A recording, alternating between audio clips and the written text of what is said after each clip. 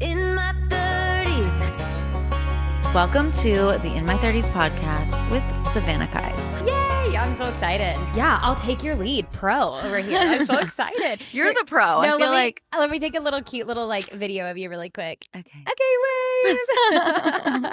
No, you look so professional. I love it. Oh, thank you. You're welcome. I wear like the same black every As you episode. should. Black is the best color. It is. I'm convinced. Because we're blonde. Mm-hmm. I think that's what it is. It's just better, superior. It is. It is. Thank you for coming. Thank you so much for having me. I know that you interviewed me for Radio Disney. I did. How long ago?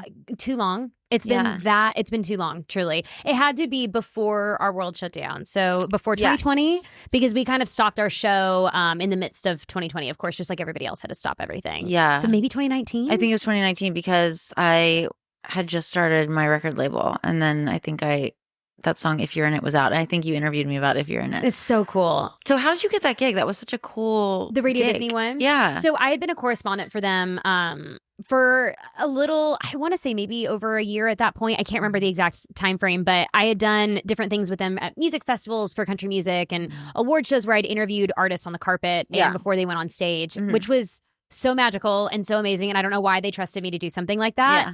It was such a learning curve at first because, as I'm sure you feel, like you're nervous. You're like, I want to make sure I'm asking them the right questions and things that aren't throwing them off, but also getting the information that is going to help benefit them and make them excited that we did this interview. Yeah. And I was younger at the time. 2018, 2019. I can't do the math. I'm not very smart, but it was too long ago. You're not in your 30s yet. No, right? I'm 28. So I was like 21, maybe 20. I don't remember. How long ago was that? 2020? 6 years ago? 6 years ago? Okay. It was so 2019, yeah. Okay, so 22? I don't remember. It doesn't matter. I'm really bad at math. That's truly so crazy not to my me. strongest subject That at is all. But yeah, I was too young to understand how great the opportunity was at the very beginning and what it could kind of lead into until I was already in the midst of it. And I worked really, really, really hard to keep that opportunity. And when they approached me about doing the show, I was so elated. But I did understand then at that point, I was like, this is a big undertaking because they did not have a country station in Nashville at the time. And so we were going to be kind of breaking the ground on that, which felt like such an honor, but also was a big weight on my shoulders to make sure that I was doing right by them in Nashville for country music. So I just feel like you are made for TV. Like you're you're such a good communicator and you're so poised. And like, I feel like honestly interviewing you, I'm kind of like, we should be switching roles. No, absolutely not. not. Because you're so good. You're just such a really natural. Nice. Thank you. You have like a natural ability. And you must know that. Thank you. Yeah, you're so good. That's really sweet. I love it so much. I feel probably more comfortable doing this sometimes than I do even performing. Yeah. So I really appreciate you saying that. Thank you. I have enjoyed doing this. I mean, when I was a little kid, I used to like grow up like making shows and stuff just for fun. Yes. So it's like it's a fun little creative extension. I think a lot of performers would probably be good at that kind of thing. Right. And also part of our job as songwriters is learning how to communicate, express ourselves emotionally, tell the story, but tell it in a very precise way. So I would feel like most songwriters would probably be pretty okay at this, right? Because that's kind of what our brain is trained to do. Yeah. So, okay. So that leads me into like how you got to Nashville and the TV you've done. It sounded like, from what I read, which is funny because I've known you for years, but we've never sat down and just had like a get to know you. Which we have to at some point outside of this actually do like a wine night or something. And now that I know you live nearby, well, I'm not going to live here. Like, but we're gonna try. We're gonna make it happen. We're gonna try to make you move even closer to me. Actually, so we have no excuses. I'm moving into your building. I'll be your neighbor. I'm so ready for it. Let's do it. But yeah. So okay. So what I read was obviously you were on a couple TV shows, and was that what prompted you to move to Nashville? No. I'd always had a dream of moving to Nashville. I'd actually been coming back and forth out here. My first trip out here, I was actually 7, and I had written. I know it's crazy, but I had always loved country music, and I grew up listening to it and covering it. And there was actually a karaoke bar in my grandparents' town that they would let me go and sing covers if I left by 9 o'clock, because of course it was a bar. But I would go and I would sing, Dolly Parton covers and Martina McBride and the Chicks and do the whole thing. And so I always had this love for country music, and I'd always written songs. They weren't really complete songs. I didn't know how to play an instrument at the time, but I knew that there was this magical place out here that would allow me to kind of pursue that more consistently. And so I begged my parents to come out here when I was 7 to kind of visit and have fun. And we would walk up and down Broadway, and I was just so amazed. Of course, I couldn't go in anywhere, but you can hear the music right on the street, and everybody was just so incredible. And from that point, I went back home and I started writing my own songs and trying to learn instruments on my own. And I took my first co-writing trip out here when I was 13. Okay. After I was on Ellen. So, okay, yeah. So Ellen, how did that happen? I was posting videos on YouTube, and they had no views. The algorithm was not my friend, which I'm sure we're all familiar with. But at the time, that was the thing that you did as a kid. You were posting videos on YouTube, hoping that one of them would go viral. Right. And it would change your life. Yeah. And so I was posting them, and they were not going viral by any means. They were also terrible videos. I'm not going to pretend like they weren't. My mom's hands were like shaking, filming me. She'd be nervous if I was performing somewhere. And the Ellen Show caught one of the videos, and it caught their attention. And they gave me a call and asked me to come on out and perform on the show, which was life-changing, truly. Did one of those videos go viral? No. It was such luck. It's still amazing to me. I feel like that's one of those moments where it was, hard work and luck really just met at the same time, which is what our business is in its entirety.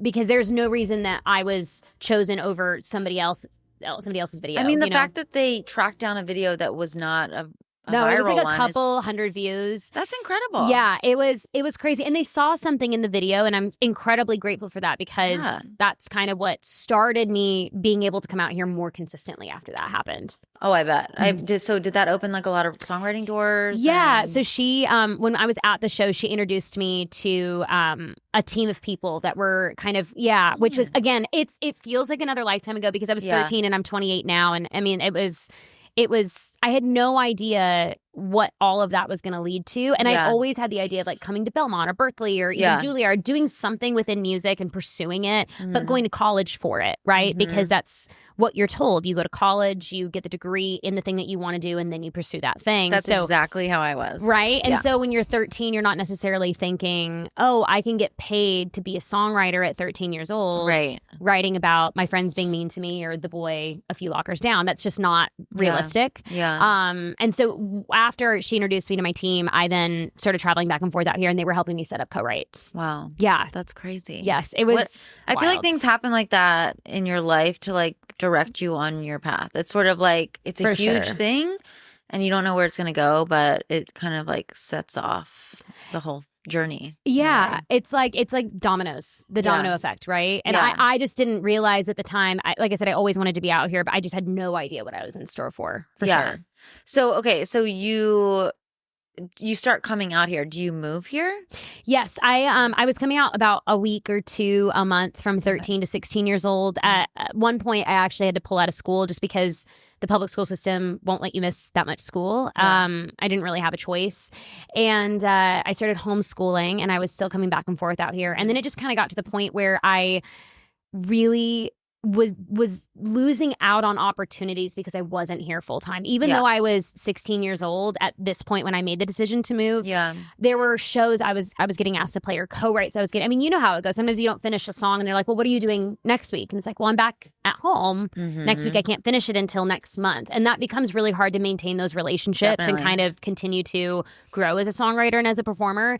And I was just ready to kind of rip the Band-Aid off. And, we also had, you and I were really lucky, we had the Taylor Swift model when we were growing up, right? Of like, okay, if she can do it, then why can't we do it? And I think that she really helped in a way that my parents were like, okay, like you could do this at 16, 17 years old. Like there's no reason, like there has been, or like LeAnn Rimes, right? Definitely. We saw those younger artists kind of making waves at those ages. And so I begged my parents, and they said, okay. And I graduated early, and then That's amazing. Moved out here with my mom. Yeah. And how old were you? I'm 16, almost 17. And cool. and I got really lucky. At first, I think it was kind of a soft move. It was like, let's move out for 16 months, because I have my brothers. Oh no, you're fine. This is not working out. That's incredible. No, you're literally pro. Didn't even notice you were doing it. Honestly, so pro.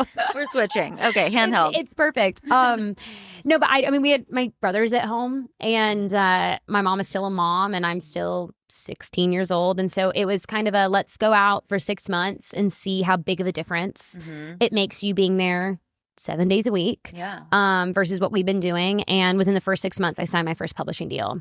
Oh my God. Which is unheard That's of, crazy. by the way. I mean, that's not a normal thing. And it was like, oh, okay, this is home. This is, you can't be getting paid to write songs a month and not be here to write them. So at that point, I was 17 and my mom had to start going back and forth and we just figured it out.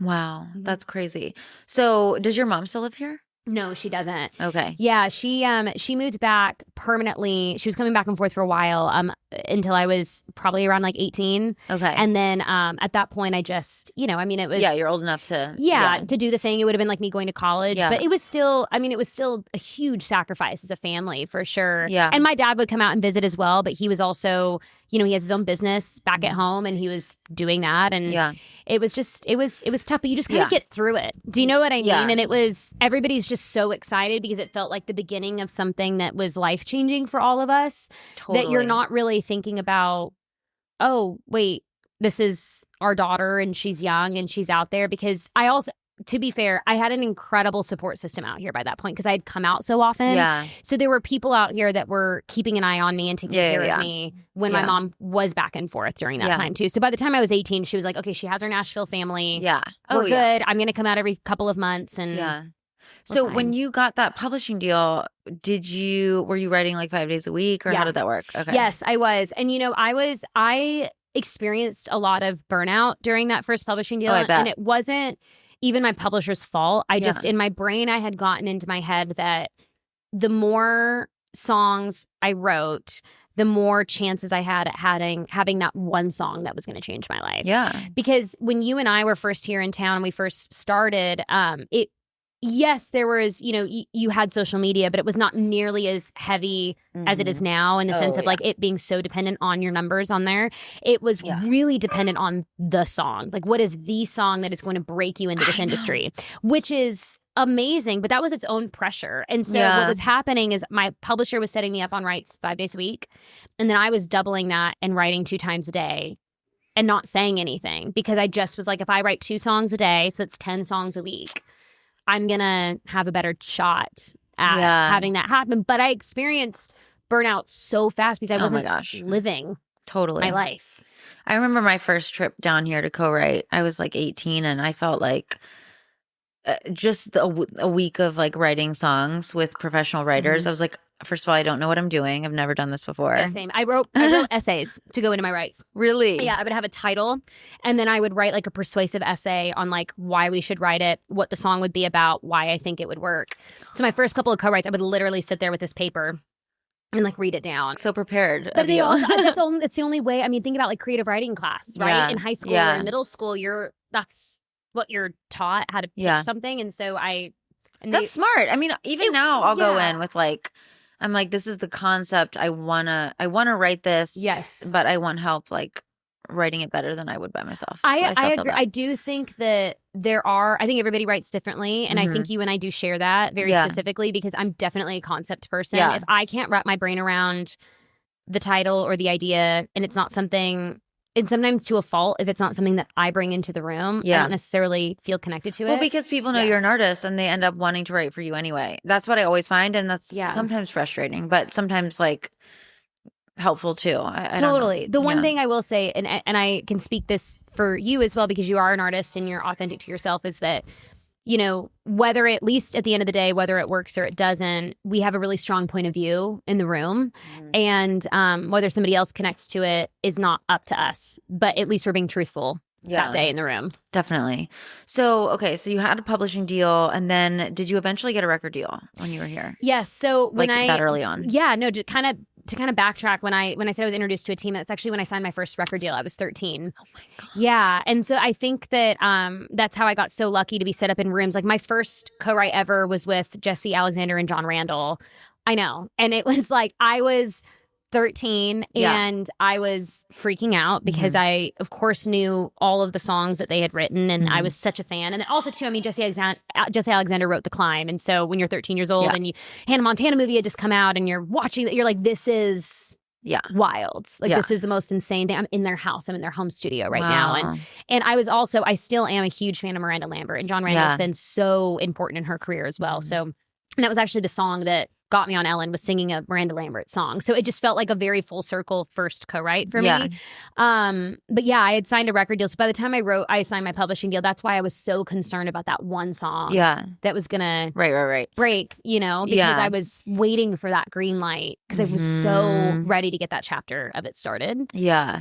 So, okay, so first of all, you've already had such a career. Thanks. Thank you. You started at 13. It doesn't feel like 7. It, to be honest, but I appreciate know, it. Yeah. I know. I mean, I've been doing it my whole life too. Yeah. I have not been on Ellen, which R.I.P. Ellen show. But, I know. But yeah, no, I'm so impressed to learn all this about you. Like, I didn't know we did Song Suffragettes together, but I never knew all the details. Like, it's like my villain origin story. Yeah. No, I love it. It's so cool. It's like you're like a pro. Oh, like no, you've done this. So that's so cool. So those songs that you wrote with like Jesse Alexander and John Randall, were they released? No, so we never released anything under my first label deal. Okay. And that was something that, at the time, I think I was heartbroken about because you're working so hard for a goal that you don't get to kind of see come to fruition. Yeah. But looking back on it now, I think that was probably the greatest gift they could have given me, because there are still so many impressions that I get to have someday in my career because I wasn't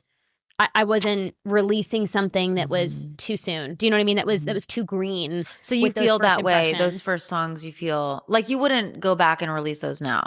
I think that they were beautifully written songs, not because of myself, but because of the co-writers I was in the room with that were extremely talented and knew the craft really well.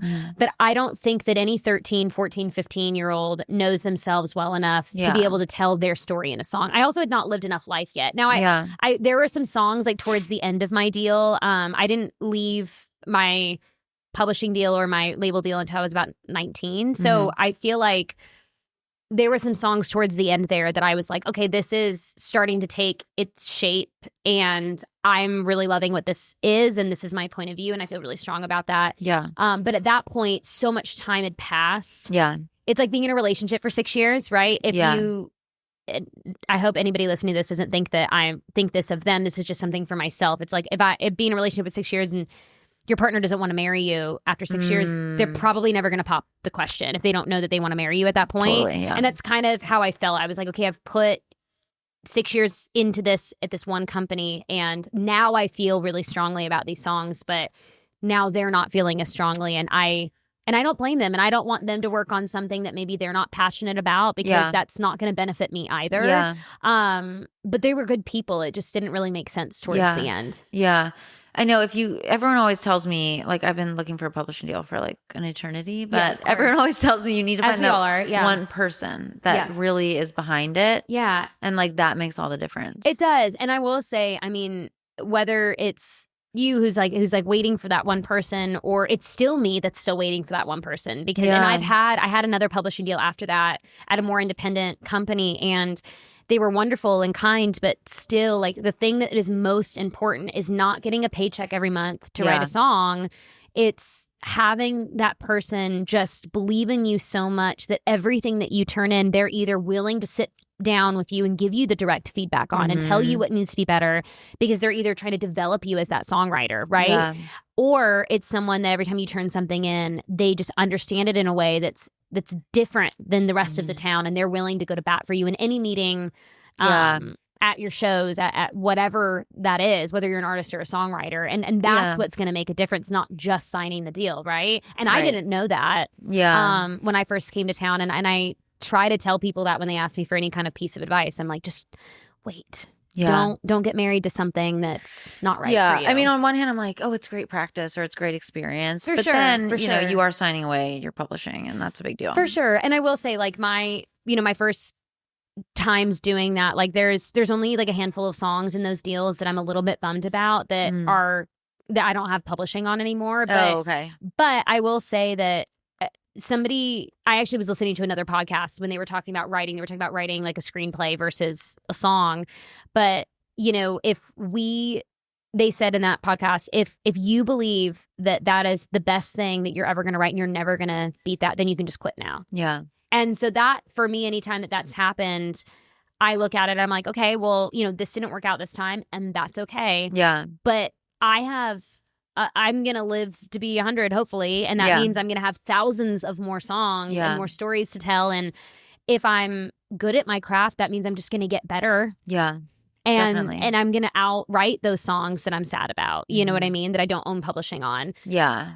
I know. I go back and forth with that. Like, I really love owning my work, but then I realize, if you're with a publisher, you get in more rooms, you get to write more songs. So it's sort of like, by trying to keep everything to yourself, you're preventing those other opportunities or those other songs. And I do agree with you on that. I think that the trade-off has to be an even trade-off, though, right? So I'm willing, I would give, there's so much I would give up to have somebody in my corner that believes in me wholeheartedly and is willing to put me in rooms that would make me better and on opportunities that make me better. I mean, that is the thing that is the key to just becoming better, right? Yeah. That, I think, is the right trade-off. The trade-off that doesn't make any sense is signing with somebody that just maybe kind of sort of believes in you, just kind of wants to see how things go.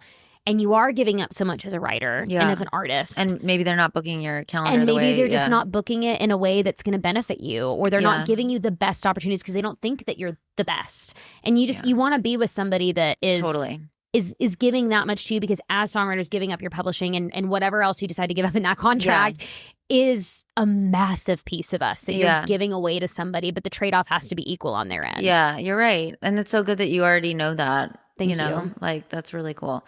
I can't even imagine like meeting the champion. Like, I did have one, like my business partner. Yeah. And that was a really unique thing to be like, wow, this person like believes in me. Like, I've never felt that, like quite like that. And I still have like a songwriting mentor that does feel like he is a champion to me in so many different ways. But he and I always talk about it's that champion on the business end of things too. Yeah. Because there's only so much he and I can do in a writing room. Totally. And then once you're kind of past that, you have to kind of hand it off to the powers that be and hope for the best. But if you have powers that be. It is. It's a hard thing to know. I mean, I think like whatever your side gig is, you're hustling, you're writing songs. No one gets paid for writing songs until the songs make money. No, yeah. And even then you get paid like a year after. Yeah. I think it's so cool, everything you've already done. Thank you. I'm like so impressed. That's really nice. I really appreciate that, because I think there's a lot of days, and I'm sure you feel this way about the successes that you've had. They don't feel like successes because you're always looking for the next. You have to. You don't have enough time to really relish in them, because you have to plan for the next thing. Yeah. I think that happens a lot of times for me specifically. I don't know about for you, but with music releases specifically, I'm like, I'll release it and then I just like can't even think about it, because I'm like, okay, well, what's the next song we're going to record, and how is it going to be marketed, and what's the artwork going to look like? And I'm really actively trying to undo that part of my brain and just enjoy it. And what I wanted to ask you was like, how do you feel about all the pressure of social media now, where it's kind of like, I feel like I really valued the old way of sending songs and the song being the star and getting feedback on the song, and which is hard to get in itself. But like now it's, well, what are the numbers? It's all like, what has the artist themselves generated, and the pressure to post every day and blow up your socials. It's kind of like lightning striking. And I've seen it happen for people, and they're incredible at it. But like this whole shift to social media being the star instead of the song is like really... It's hard. I mean, I'm not going to pretend. And I think it's extremely difficult for myself because I haven't figured it out. I don't understand it fully. And I get really hard on myself because I'm a perfectionist, probably similar to any creative, right? And I you spend years and years and years crafting and figuring it out and trying to figure out how to take a hook and make it commercial and flip it in a way that nobody's heard about. And you work that muscle for so long, and then you figure out how to market that song and how to perform it. And then now you really just have to kind of hope that an algorithm sends it to the right group of people. Now on the other side, I heard an interview from another artist that did blow up via TikTok, and his perspective on it, which I was really enlightening and a little bit, it gave me a little bit more hope, is he said, you now as the artist have so much more control than we ever had before. we now have access to finding an audience that really connects, whether that's 5 people or 5 million people. Yeah. We do have access to something that we never had access to before. Before it was, we're going to be put, and this is still a dream of mine to like open for so many different artists. I have a whole bucket list, as I'm sure that you have. Yeah. But you were kind of thrown onto different opening acts and kind of sent on a radio tour and hope that by the end of that, you've attracted these people. And now we have access to those people without even having to leave our apartment. So there is power in it.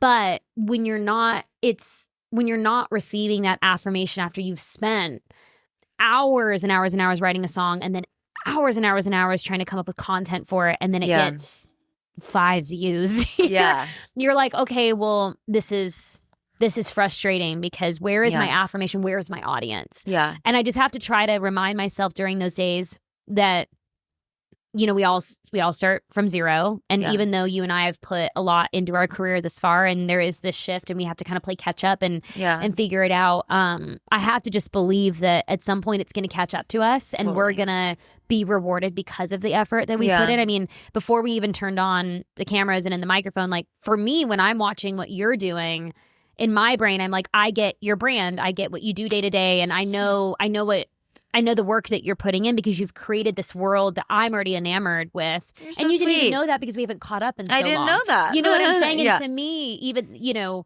whether you're I don't know how often you're posting, but for me, like I'm getting fed one of your videos every single day. And it's probably because we're using similar hashtags and we live in similar areas. Yeah. And I'm like, okay, and you didn't know that was doing that for me. So then there has to be somebody in my world that's following my videos that I don't know is feeding. And you know what I I'm feel saying? like I've been staying up on what you're doing, because of social media. So I guess we're definiting getting each other's videos. For sure. The The internet loves that we're friends. And I love that. But you know what I'm saying? So I just have to trust that at some point we're going to find our audience that's meant to be. And there's also maybe we'll go on tour together one day. Do you know how much fun that would be? That would be amazing. I would be obsessed with that. We would have so much fun. That would be fun. But I also, there's always shifts in the industry as to like how things. I know for a really long time it was, like American Idol and The Voice were like the things had to do. You had to go on American Idol and The Voice, which I get it. We've all considered it. We've all had friends on it because it was the way to kind of be heard. And this is now like kind of the new version of that. And so I think that every couple of years things kind of shift in the industry and we just have to like outstay and outlive everybody else and then it'll be our turn.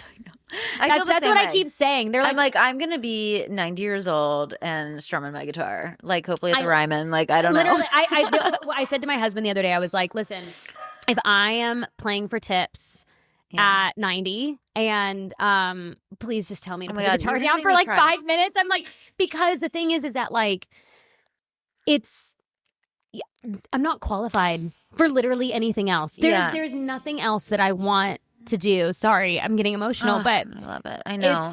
I feel you. But at some point, I just have to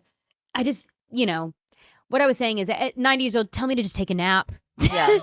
You know what I mean? Tell me to just relax. I feel you so much right now. Yeah. And I had a conversation with a family member who just said like, wow, you've dedicated your whole existence to this. Totally. Like, what would you tell the girl who moved to Nashville at whatever I was, 21 or something? Yeah, for sure. And it's like, I think sometimes it feels like I don't have much what I wanted to show for it. For sure. Yeah. But then it's like, I just was like, when it's a calling. Yeah, you can't help it. I don't know what I'd tell her. I'd tell her to go for it because a calling is different than anything else. You know? You can't wake up and not think about it. That's the thing is I always say, I'm going to get you tissue. Thank you. My makeup's like running everywhere. You're so sweet. I love that we're having this conversation because what I've realized is I never talk to other artists about this stuff. Because I feel like people are very like siloed these days, especially after the social media takeover of the universe. For sure. And to be honest, like I fall under that category as well. I think we all have this, even though we preach about it, like, oh, okay, you have to show all sides of yourself on social media. You get on there and we don't. Yeah. I mean, I hardly talk about this ever. You know what I mean? The perfect example is the other day I posted a video.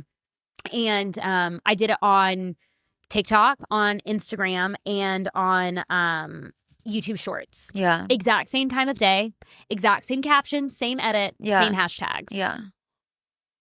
Video on TikTok and Instagram did fine. Like, not for the amount of followers that I have, it was not feeding the video directly to any of the people that already follow me. Yeah. Because it was just not the equivalent. It wasn't adding up. YouTube, I do not have nearly the following I have on TikTok or Instagram. Yeah. But it got like 80,000 views. Make any sense? What? That makes no that doesn't It makes no sense. It makes no sense. I have tens of thousands of followers on the other two platforms separated. And I have like 1,200 on YouTube. But YouTube fed it to a new audience of people, 80,000 people worth. And the other, I just don't understand it. I know. And that's why it's frustrating. But Totally. I think like it's also freeing to know it's not all in your control. And I think I'm guilty of like beating myself up a lot. Of For like, sure. You're not posting every day. You're not. And meanwhile, you're just trying to like pay your bills. And then you almost get like anxiety. I don't know about you, but I'm like, I have this like 1 week, 1 minute vlog that I do every week. I love that. Thank you. But it's because it gives me at least one thing. If like everything else around me feels like it's chaotic, I'm like, okay, well, I can guarantee that I can post this one thing to update people, to show what I'm doing, what I'm working for, and also give a little bit of an insight as to like what our day to day looks like. Because I don't think there's been TV shows about pretty much everything, but not really what it's like to be a singer-songwriter trying to make it in Nashville. Yeah. So I started this series, and I usually post it on Tuesdays. Okay. And for whatever reason this week, Tuesday morning hit, and I just could not get myself to sit down and edit this video. I had my to-do list was running through my head. Then it got a little later in the day, a little later. Then Wednesday hit, then Thursday hit. And all of a sudden, I was like, why am I now, just because I didn't hit post on Tuesday, my anxiety is so... it's like holding me prisoner. Yeah. I'm like, what? It's a minute video. Just hit post. You know what I'm saying? And but with that being said, as much as there are those things that feel so out of our control, someday we're going to be able to, just like when we were growing up and we would see the artists posting on MySpace and we get to see them on their tour bus and posting pictures with their band and in the studio, like that's going to be what, you know, all of these files are for our fans and and if not, if we only ever have our parents and our best friends as our fans, let's say that's how it happens. Yeah. Someday, if we're lucky enough to have families and that's the path that you choose, like my kids are going to be able to go, whoa, she really tried. And that's cool that I have proof of all of that. Do you know what I mean? I had a moment because I'm moving right now and things feel like really in flux and I'm just, if you need help moving, by the way, I can't lift anything. My husband can. Oh my God, no. I have never had, well, I had one friend actually help me once. But I generally hate to ask anyone for help for anything, especially like moving. Same. It's like the worst. Literally, I'd rather just like crush myself with all of my own Let me just handle the whole thing. Yeah. No, I appreciate it so much. Like crying in the corner, but like I got it. I want us to remain friends, so I'm not going to ask your help moving. But wait, what was I just going to say? Oh, I feel like the shepherding of like A&R and how that worked back in the day, I think there's still hope for that. I do too. And I think it could shift with the social media being the focus. I thought it would happen sooner. I hoped it would. Yeah. But now I'm like, you know, I'm at this point. Oh, I was going to say because I'm moving. Like things don't feel certain right now and I hate that feeling. But I'm also like, I wasn't in control of the first record label meeting I got and like how weird and insane the stars had to align. How did you feel in that first meeting? I felt like God put that together. God set that up and I was there. Like it it was not in my control at all. Totally. And so I feel that way about you with Ellen and it's like your path is sort of— You can't force it. You can't force it. And I think sometimes when we've been at this long, we're kind of like, well, why did that happen if— For sure. And that is exactly how it feels because in my brain, I'm always thinking, I'm like, why, kind of similar to what you said before, it's like, why was I set on this path? Why was I set on this journey? Yeah. And, you know, the hilarious thing about it is whether you believe in God or the universe or whatever it is that like is your compass for life, it's just not up to you. Yeah. And there is a reason for everything. Yeah. And I just feel like most days it just hasn't been revealed to me yet. And I'm kind of just waiting. I'm like, what's What's around the corner? Can you give me like a little, just like a glimpse? Yeah. Just like a little Yeah. wink at it. Because why did I wake up as a child and want to do this so badly? Yeah. When all of my friends were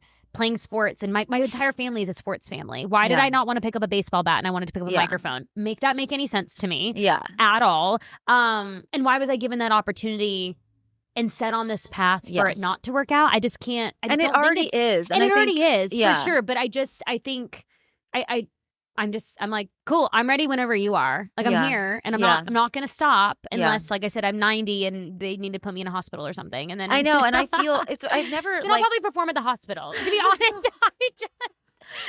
you probably performed at a hospital already. I have. I for sure have. Same. You and I can just do it together. It'll be so cute. They can give us like conjoining rooms and we can put on a full concert with all the gear that I see that you post in your videos. Yeah. I'll provide all the equipment. Perfect, because I have none. And then, I just have everything strapped to my front, my back. Incredible. See, I feel like we've never had this conversation. It's so good that we're having it. I was gonna say, because I have these, especially moving, I don't feel grounded right now. Mm-hmm. And I do have these moments of like, what am I doing? Oh my God. What if it never happens? What is it? I'm not sure. And yes, that is because I don't know how to define the it. Yeah. It's like I have an idea. For me so much over the years. I know. I wasn't even going to do country music. And now that's something I'm in love with. And I think the other day when I started to feel normal again, it was like, I was like, oh my God. Because I start Googling. I'm like, I need help. I need someone to help me like get my mind right now. For sure.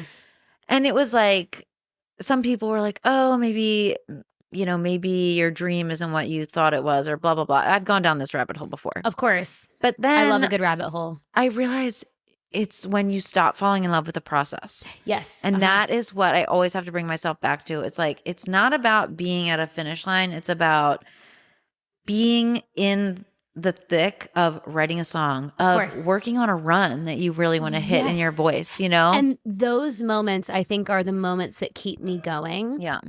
Not even necessarily the moments of affirmations along the way. Yeah. From industry people or fans. It really has more to do with that. Like, there is nothing that is better than when you finish a song and you know that you did that hook justice. Yeah. And you can listen to it in your car 100 times and not get sick of it. Yeah. And you're like, oh my God, like I'm sure you feel this way as an artist. Like, there are certain songs that I'm like, oh, the craft of that is really good.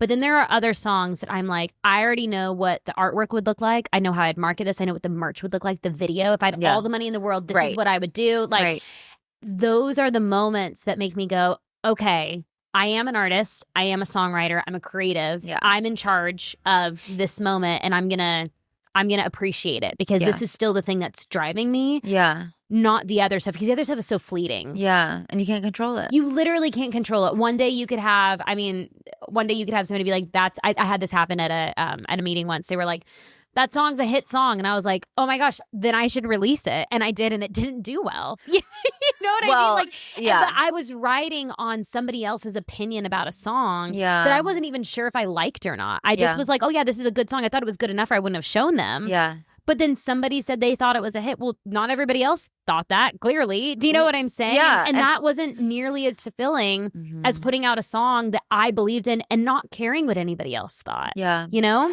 Luke Combs I saw a video of him on a podcast, and he was talking about how he brought, I think it was Hurricane or a couple of his hits he played for a publisher or a label. And they were like, buddy, like, you're never going to be an artist. Like, you need to learn how to write a better song. Like, and he's so good. Yeah, and those are hit songs now. So it's like, you can't, I don't know. It's a crazy business, and it's hard to keep. And nobody can guess. I think that's the thing too, is that, you know, I used to put so much weight on people behind the desk. Yeah. And that they knew best, and they knew what was best for an artist and for a songwriter all the time. And I do believe there are some people like that in town that just have that magic and can predict something so well. Yeah. But for the most part, we're all human beings. We've no idea how things are going to pan out. And you can check all the boxes. Yeah. And still have, and that goes for any career choice really that you are wanting, not even just a creative choice. You can check every single box and still show up to work at the very end of the day and be like, I don't know if I'm meant to be here. I know. It's so crazy. Do I like my job? You know what I'm saying? And I honestly, until I forced myself to kind of meet people and be friends with people outside of the industry. Yeah. Because I needed some time outside of the bubble during COVID. And it was the best decision I've ever done in my life because now I have an incredible group of friends that are both musicians and non-musicians. But my non-musician friends, anytime I hear them speak about their career choices and their life issues and we talk about it, I'm like, okay, we might be so different in so many ways, but we also are so parallel because this is just life. It just is what it is. Yeah. I know there are a lot of similarities. Well, I want to get back to you and your career. Oh my gosh. My sister's calling. Hi, sister. Am I just like Popular? insane? No, you're popular. I gotta call Tell her sister back. I say hi. I'm just declining. She won't call me again, I don't think. She might. It's okay. Anyway. My mom called me, like, I was on a Zoom earlier this morning, and my mom called me like 3 times. And so I was like, I'm so sorry, guys. Like, let me. I usually do not disturb. Whoops. No, but I do too. But on her and my husband, if they call me more than once, it like goes through. So I call her back. I'm like, is this an emergency? She goes, oh, I just wanted to catch up on the way to work. I was like, I love that because we do that. That's like our thing. Yeah. But I'm like, 3 times. If she calls again, I'll answer. But anyway, I love that we just talked about the like artist stuff. I need to talk about with more artists, so that's what I'll do on the podcast. But anyway, so you were on Ellen. You came here. You got a publishing deal. Got a record deal.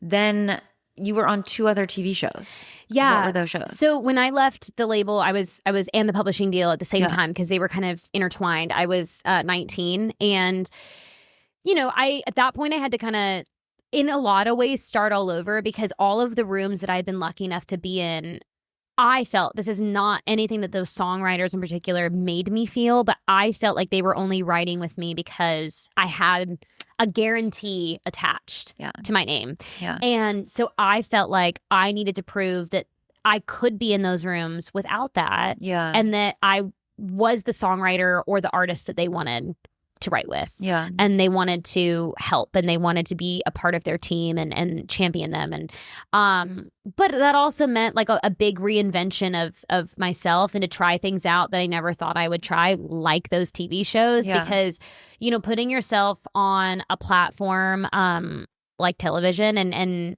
is really vulnerable. Yeah. Because you just have no idea how things are going to kind of play out for yourself and then how they play out and also how they're edited. And I was on a show called Real Country and then I was on a show called American Song Contest, and both of them were only first season only shows. Yeah. I always thought it would be better for my mental health if I didn't really know the gravity of what I was getting into.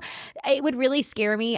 Never say never to do an idol or a voice or anything like that because, I feel like the second I say I'd never do that, 5 years from now, you're going to see me on there. You know what I'm saying? But I feel like I watched it so much as a fan that I know too much of the ins and outs of it. And I've had so many friends do it as well. And so I know too much. And so doing something that feels like unmarked territory felt a little less scary to me because I had no expectation going in. I was just like, I'm going to be myself. I'm going to work hard and I'm going to see what happens.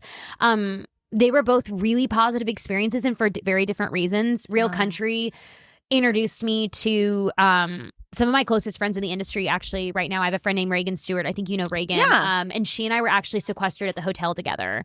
And we had so much fun. And now we write together all the time and we play shows together. And she's amazing. And she was like a beacon of light for me during that journey because we were at these hotels by ourselves, right? And we weren't on the same episode, but we had so much fun. And then, I also got to meet Jake Owen. He was my mentor on that show. And he was so kind. Cool. And he like gave me his phone number afterwards and was like, if you ever need anything. And he was really, really, really awesome. American Song Contest was a different kind of situation where you were allowed to do original music, which for me was the big pull to it. Because after doing Real Country, and I thought I did the best I could do on that show, and a lot of it was a non-controllable, but I feel like I learned and I grew. And I mean, we got to be with some of the best vocal coaches in this industry and performance coaches and work with bands that are like, that's a gift. That is a huge gift. And I grew so much in doing that show for a few months. But the show itself didn't really do what, for any of us, I think, what we were hoping it would. Yeah. Do you see, like, when you're on these shows, do you see, like, an uptick in your streams, followers, anything I like haven't that? yet. Okay. I think that the shows that do that the best are The Voice and Idol. And it's because you have a character arc, right? These people are following you from the audition process all the way through till as long as they'll take you, right? Hopefully to the end. With Real Country and American Song Contest, it was really you got one, maybe two times on TV for them to kind of be introduced to you, right? Which, I mean, that's 3 minutes of you're hoping that you make some kind of impression or connection, but it was still so magical. It just wasn't, I don't think anybody I got a lot out of it personally, but numbers wise on social media, I didn't the way that I was hoping I would. American Song Contest though, the thing that was the coolest about that process is that it was an original song, which as a songwriter, as an artist, is like your dream, right? I get to perform an original song on national television. We also got to pick out our wardrobe, what our dream staging, like our set would look like if we were on tour. So again, like to have that opportunity to be like, if I was headlining my own tour, this is what I'd want the stage to look like for this song. This is what I'd be wearing. These are the effects. This is, I mean, that's amazing. That's amazing. And, you know, I mean, I performed one time and nothing else came from it. But I was on the same episode as Alan Stone and I got to meet him. And how cool. Yeah. So I always joke around with people. I'm like, yeah, I opened for Alan Stone because I was before him on the lineup. Did, and so like technically I like got to open for him, right? But I played in the parking lot of some show one time and I was like, I opened for that artist. So perfect. That's amazing. how I'm... See. And I'm like, you know what? And I'm like, he heard me sing, whether he hated it or loved it, it doesn't matter. We were in the same mile radius. Exactly. And so and I'm such a fan of him. So, but even like that experience of getting to watch him perform, I knew he was an insane vocalist, but oh my gosh, like he is, I mean, he's an athlete. Oh, okay. So you did American Song Contest. That was your most recent. Yeah. And we got to release the song immediately afterwards. That's how they counted. Part of the way that they counted votes was streams as well. So that was a really cool opportunity because I got to record a song and release it. And it was magical. It was great. It was a song called Sad Girl that I still really, really, really love. And that to me was, again, like even if it didn't work out the exact way that I was hoping it would, these things hardly ever do. And I grew so much that. I mean, getting to figure out, again, as an artist, I'm sure you haven't had this opportunity either where you're like, let me decorate my stage. And come up with visual representations of like what I think the song would look like on tour. And then an unlimited like wardrobe budget. What are you talking about? I still have the outfit. It's like fully rhinestone. It has like a train. It's like insane. Cool. And it's just like hanging in my laundry room. I'm like, someday. See, you've already had so many experiences and successes. Like the shows. That's nice. Thank you. I can't, literally, I've tried out for every show. I can't get past the first round. But neither did, Maren Morris or Tori Kelly or all of these huge successes. I just feel like it's really cool that you've already had like all those experiences and you will continue to. Because I really do. I'm like, this girl's made for TV. Like that's you so are nice. like made for television. Maybe that's why, maybe you and I are both just made for that. And someday we're going to have a talk show or something. It was so funny when I was first signed when I was 13, they asked me, they're like, what's your long-term goal? And this is still a dream of mine. I'm like,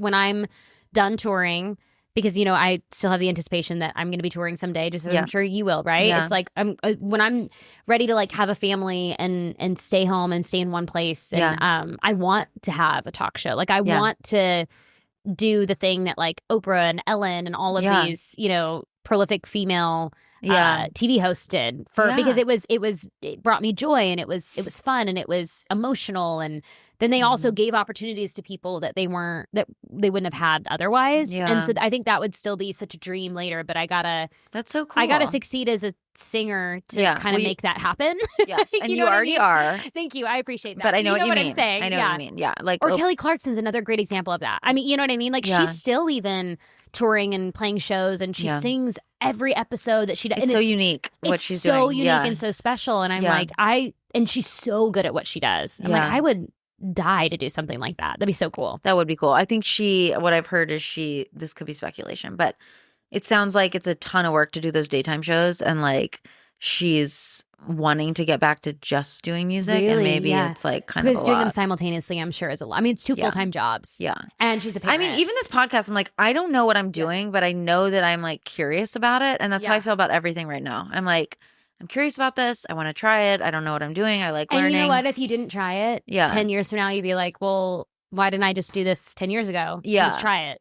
Yeah. I think my problem is that I kind of like to try too many things. That's fair. Which is back to like the A&R shepherding part. I'm like, I think now with like social media and it's all on you to like find success. I think sometimes I I'm like, I could really benefit from some guidance. Totally. So, because I always feel like, oh my God, it's all on the artist to figure this out right. And I agree. And there are some, a handful of like A&R publisher type of people that I've met throughout my career that I feel like still have that in them. And I really hope that I've gotten to work with them in some capacity before. And I hope that in the future we find our way back to each other, because I think that they're so good at what they do. Some of those people are like Allison Jones or Laurel Kittleson, or there's a woman out in LA named Judy that is, she's just such a fan of songwriters. And she's actually, I would say, one of the only people I've received real feedback from. And she's not even in publishing anymore. She just loves songwriters and she loves artists, and she was in publishing and label and artist development for so many years. I mean, she was responsible for so many of our favorite records. I'll have to tell you about them later. But she, I send her songs every now and again, and she's not afraid to tell me if it's bad and what I need to fix. And I love that because I'm getting better. You know what I mean? Yes. I just had this episode talking about like some of the obstacles of like trying to get a publishing deal as a female songwriter. Like they bring up me being female all the time. And Do they really? Yes. And I just had a really good meeting where it was like real feedback, and it wasn't positive. It was criticism, and it was that's like, okay. Thank you. Thank you. I can work on that. Yeah. Like, thank you for giving me something, because we don't have all the answers. Like, we need guidance. Well, clearly, if we had all the answers, we'd have like 30 #1 songs. I know. I just think people are scared to give real feedback, and it's so helpful. It is. Yeah. And I think too, I mean, when you're an artist writer as well, which is, I love writing for other people, but I probably identify more as an artist writer. There are so many aspects to the quote unquote job that we do that sometimes the really particular things that are part of the craft, you just miss them because in the morning you're filming before you go to the studio, and then you're filming during your write, and then you're editing the video afterwards, and you're cutting a vocal, then you have to go play a show, and then you have to post on social media. Yeah, you have to wear a lot of hats. Yeah, and if you can send it to somebody that's like, hey, this second verse, it could be better. Yeah. Like this song that I just released, Cupid, I actually sent it to Judy that I was just speaking about earlier. And I sent it to her last year, and I loved the song. It was a song that right after I finished writing it, I was like, I know exactly what I want to do with all of this. This makes so much sense. Feels like a new, fresh chapter that I want to kind of open the door for on myself as an artist, because I haven't released music in such a long time. And I sent it to her, and she was like, your chorus is great. Why is there no pre-chorus? It's like, I don't know. I don't know. Yeah. She was like, there's some, it just feels like a big jump from that verse to the chorus. I was like, okay, I'm going to go back. So I went in with my writers and we wrote a pre-chorus. Then I sent it back to her, and she was like, so good, but now it's so good the way it is that why aren't you doing that a second time? And I'm like, oh my gosh, but it's just these things that, and I was like, okay, you know what? You're so right. And every time we went in to rewrite the song, there were things that as you unraveled one part of it, something else would kind of stick up and show its ugly head. And then you would fix that as well. Yeah. And through that process, not only did the song become so much better, but I became better as an artist and a writer in that, just from rewriting a song a few different times. And then we went into the studio, and Nathan Chapman and Blair Daly co-produced this record for me, which was so fun. Yeah, it was incredible. But Nathan and Blair, every time we would get to the bridge of the song, it just lacked energy. We tracked it, and we would go to the vocal, and it just felt like it depleted. And we had only done a guitar vocal prior to that, so there was really no indication that was going to happen until we got all of the parts recorded. And Nathan and Blair and I were like, maybe this song just doesn't have a bridge. Yeah. You know what I'm saying? Because why are we losing? We're not adding really anything to the storyline. There's nothing that's moving in that lyrically, and it just feels like it's a bum, bum, bum at the end of that. And we literally, like in the 9th hour, took out the bridge and we laid down a solo instead, and it was 1,000 times better. Like, it's just weird that process never stops. Yeah. And I think that unless you have people around you that are reminding you that process never stops until it's out, that it's just impossible to do it all by yourself when you're also having to plan every other aspect of it. Right. Which is a privilege, by the way. It is an absolute privilege to do that. Yeah. But it's people a lot. Are specialized in certain things. Yeah. I can't take my own pictures. If I did, they would be hideous. Yeah, It'd be so bad. I keep looking at this to see if the cameras are still on, everyone. No, I know. And I try to do it all, and I am in a place right now where I'm like, I can't do it all and I need help. But are we good? It just stopped. You're fine. No, it's like you spoke to camera technical difficulties, take 3. I didn't tell you that I text you because someone commented on my YouTube on the podcast and said, I want to see Savannah. Okay, that's crazy. Yeah. That's crazy. So one of your super fans is watching the podcast. Well, thank you. Whoever did that, that's really nice of you. And I appreciate it because this has been so much fun. Thank you for coming. So, Anytime. Okay, we're going to wrap it up. I want to know, so Cupid is the most recent song that came out. And then do you have like an album plan this year, EP or more singles? More singles I think is my long-term goal. I kind of touched on this a little bit in the beginning, but I have always been running at the speed of light and just not, taking any kind of celebration along the way. And I will vouch for that because she got here and she was working. And she was sitting down. I was mic checking her. She's working. I felt so bad. I was like, I'm so sorry. My brain's in another place. I just have to wrap this up before we press record. But with releasing these songs that I have planned that I want to release, I've written them over the course of, the last project I put out was in the middle of COVID. So over the course of like 5 years, right?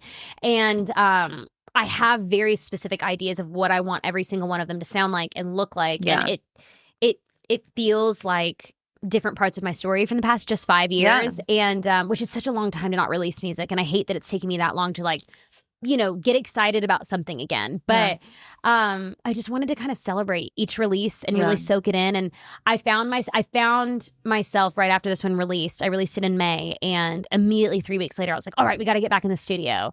But I can't multitask. I was like, if I get back in the studio and I start planning this next release, there is absolutely no way that I'm going to continue to post about this other song and make the merch that I wanted to make and shoot the video I want to shoot. And so right now we're going to shoot a visualizer this coming month, which I'm super excited. I literally have like 1,000 packages sitting at my house that I have to go like try on clothes for because independent artist stuff, we have to dress ourselves, right? And make sure that we look put together, but on a budget, right? Yeah. So that'll be really fun, but there's no way I could play, all of those roles for this release and then simultaneously plan another release. So as soon as this one feels like I've gotten everything out of it that I want to get, I plan to go back in the studio in the next few months, and I already have my next songs kind of planned out for that. Yeah. But I just really needed to let this one breathe so I could just really soak it in. I think that's really smart because even now, a song I put out like 5 years ago or maybe 3-4 years ago, it's just getting more traction now. Is it like In My 30s? No, not that one. Okay, I love that song. Thank you. You're almost there. Not quite. And thanks for being on the podcast. We're just going to keep going. Okay. It's okay. Yeah, of course. We have this one of you. So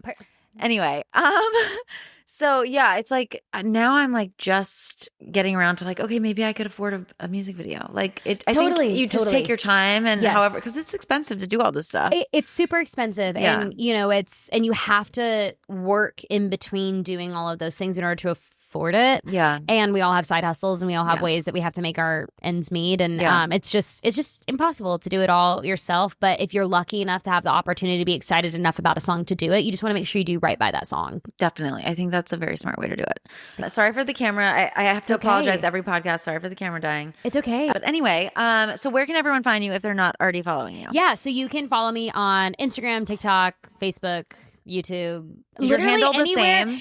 I think so. On most of them, it's Savannah Keyes Music or Savannah Keyes Officials. Thank you for being here, and thank you for being so honest about your whole journey. I thought it was like a really good combo. So I really, really appreciate it, and we've been friends for a while, but I'm also a fan of what you do and how hard you work, and I think that you starting this podcast is so important and so beneficial, not only to just like open the conversation that you're already having in your co-writing rooms, because this feels like what we do before we write a song anyways, but also to shed a little bit of light on what it is like to be an independent songwriter, independent artist. And I just think what you're doing is really cool. Thank you. That's so sweet. I really appreciate that. Of course. On that note, we'll see you next time. Okay. In my 30s.